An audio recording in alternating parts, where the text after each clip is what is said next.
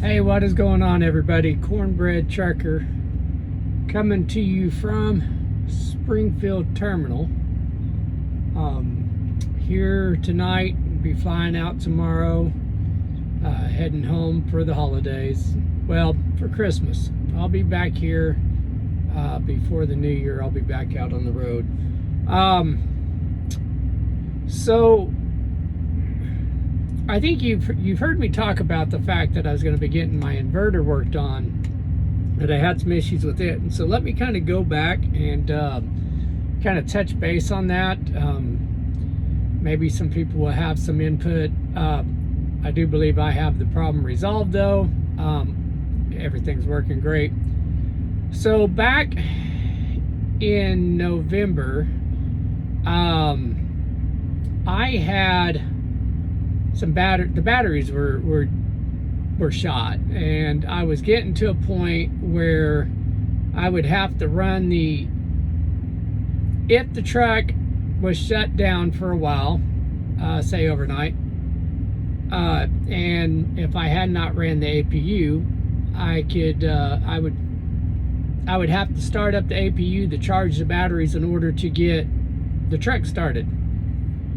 And this happened just before I was getting home. And if the truck didn't set and say the APU ran all night, whether it was running the air conditioner or if I had to run the heat or just put it on standby, the batteries would be fine. I could start the truck. And so my thought was, at the time, since I was so close to going home, that was at the beginning of November, and I was getting ready to head home. I thought, well, I'm gonna get home, and then while I'm down, I'll take it over and get the batteries replaced. So I had gotten home and got up one morning to take the truck over. I was gonna just go over to the TA up in Jacksonville and just get the batteries replaced there. And of course the truck wouldn't start, so I turned on I went to turn the APU on, and for whatever reason that morning the APU did not want to start up.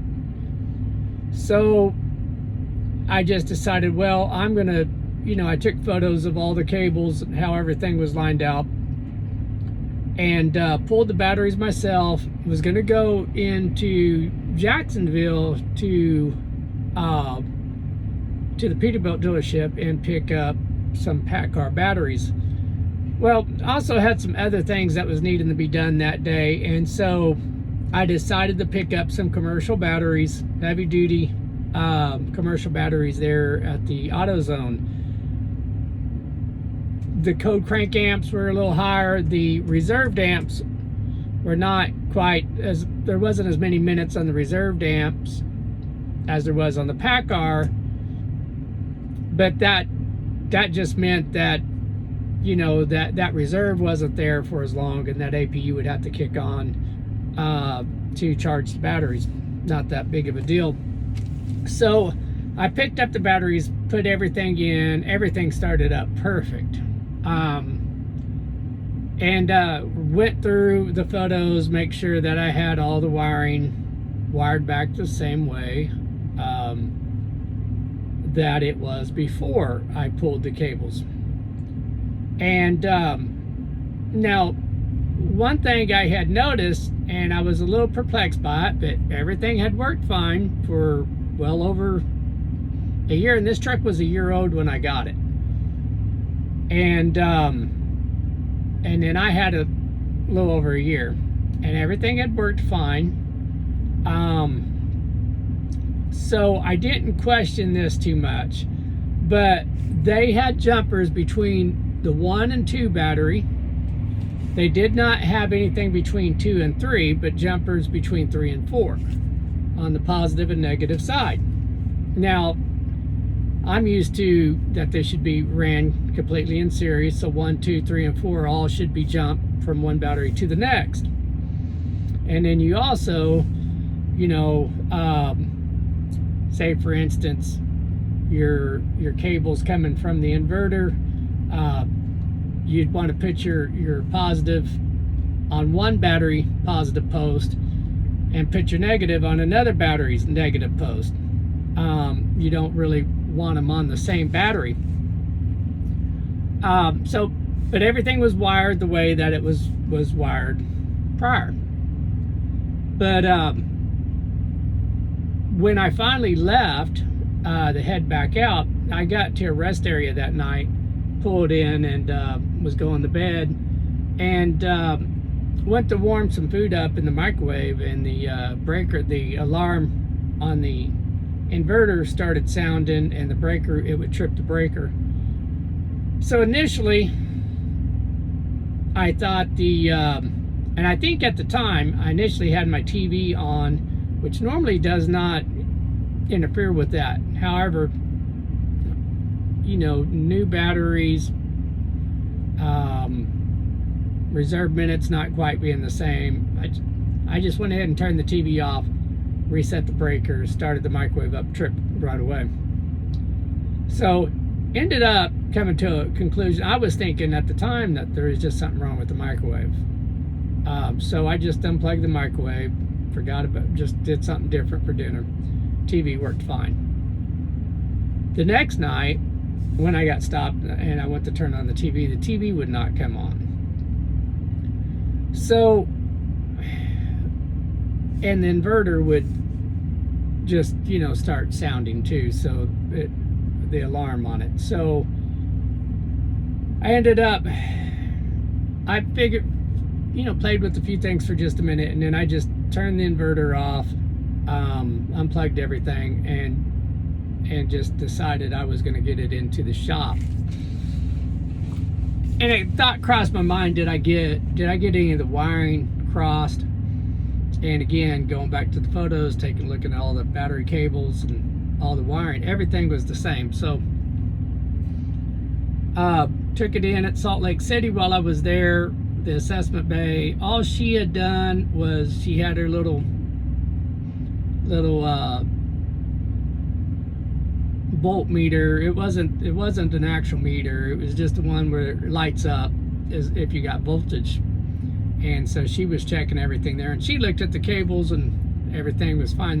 She didn't even blink about the no jumpers between the 2 and 3 battery. So she took the inverter out, took it to the parts department, checked it out, everything checked out good. So I already had set up an appointment for here in Springfield because I knew I was going to be coming home, and I needed to get my DPF filter cleaned. So I was going to be going into the shop anyways. I figured I'd just get it all taken care of at once. So got that all set up, and but it just bothered me. Like, is there something that I didn't get correct? And then I was just curious, why wasn't there a jumper on the 3 and 4? So I started troubleshooting some stuff, and I was getting 12 volts on the front 2 batteries, 12.5, and getting like 11.5 on the batteries 3 and 4. And with the truck running, I'm getting like 14.5, 14.3, 14, whatever it was on the front 2, but I was still showing 11.5 on my back 2. So it was like it wasn't even charging.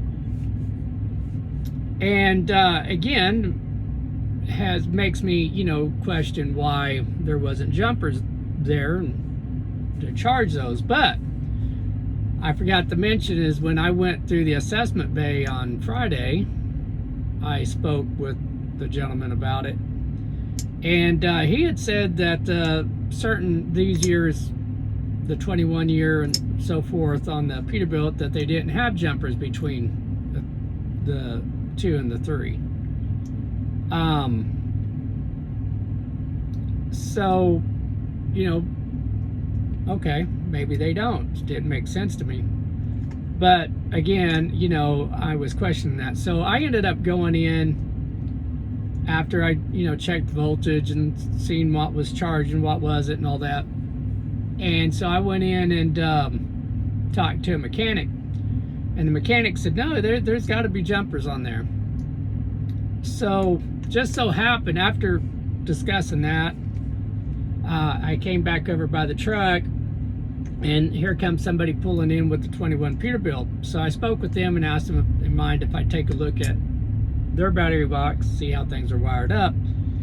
And they had, it was all in series, all 4 of them were tied together.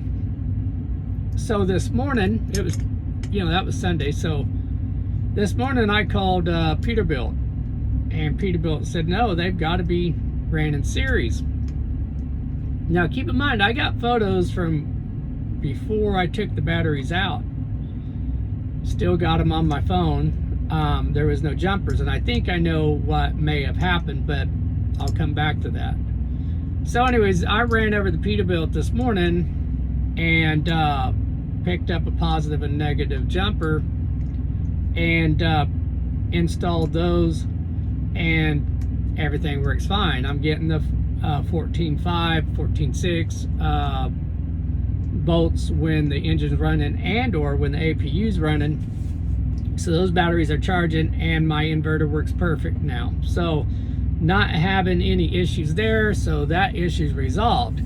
The only question, and hopefully I didn't do, there's no damage to the 3rd and 4th battery that had basically not been getting charged, but they've held, and that becomes an issue too for me, because now the way they had this wired, the wiring coming from the APU, they had the negative on the number 2 battery, and they had the positive on the number 3 battery. No jumper between the 2 sets.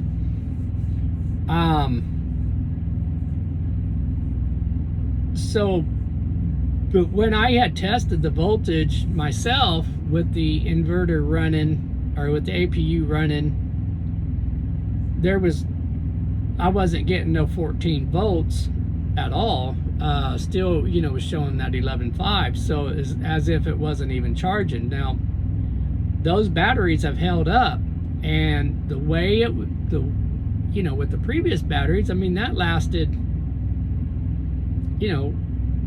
if those were the original batteries and nobody else had been in there except for when they installed the APU, if those were originals, I mean, that's over 2 years not getting a charge.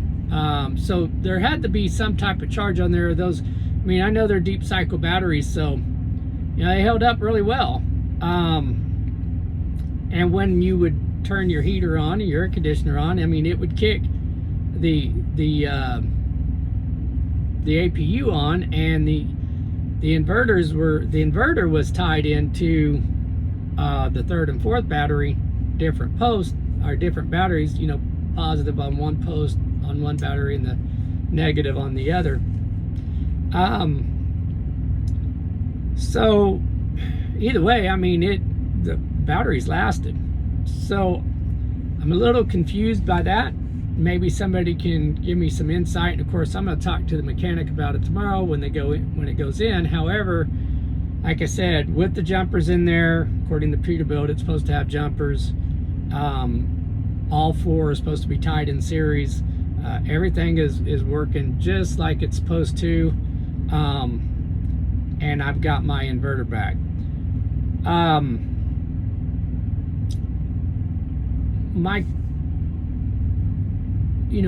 kind of perplexed that the batteries lasted as long as they did. So if anybody's got some insight into that, feel free to give me your thoughts and opinions on that.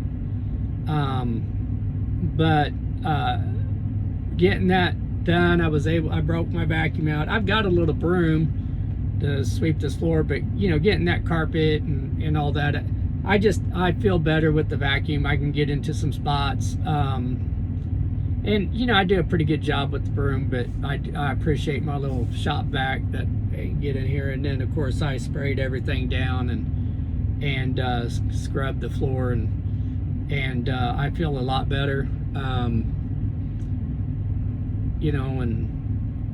of course went ahead again, and I always keep my interior wiped down and my windows cleaned and all that. So, but went through that again, and so the truck is cleaned up, and I just feel better about the floor, having access to my shop vac and my microwave being back.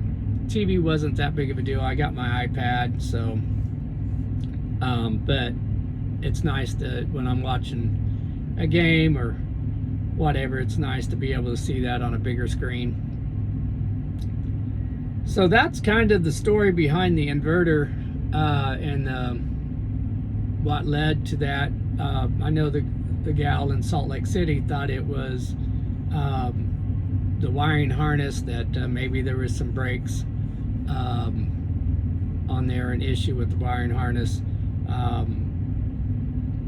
I did not home that out from inside here to down. I didn't have the jumpers to reach, so I could have checked ohms, seen what resistance was, but like I said, didn't have what I needed for that in the truck. So I had my meter, but the leads weren't long enough. So that's the story. And that, I'm just kind of gonna just waste some time tonight. They had a fried pork chops and mashed. I got some mashed potatoes and some carrots and a dinner roll. That fried pork chop was really good. Kind of mixed sometimes on the cafeteria here. I mean, I'm grateful for it. Breakfast never goes wrong.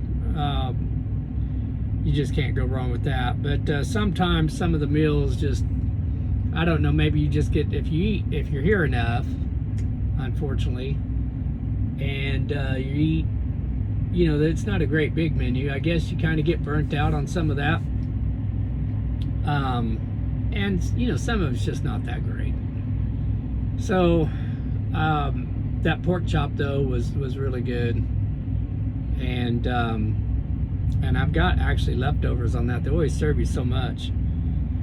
But I may finish that off, but I'm probably going to end up being hungry later. I don't think I'm going to eat here again. Maybe if they've got a good soup. I didn't look to see what they had for soup, but I was kind of thinking about getting some Five Guys and having Uber Eats deliver it. Dude, I like Five Guys too, and Whataburger. I like Whataburger. But so that's what I got going on here. Again, if you have any thoughts on that, you know, feel free to share. Maybe you've dealt with a similar issue. If you're new, or if you're thinking about getting in the trekking and you have some thoughts about Prime, feel free to use my, if you want to, you could use my driver code. Send me some messages if you have questions. I've got my email in there also in the description. Be sure to like and subscribe. I really appreciate that very much.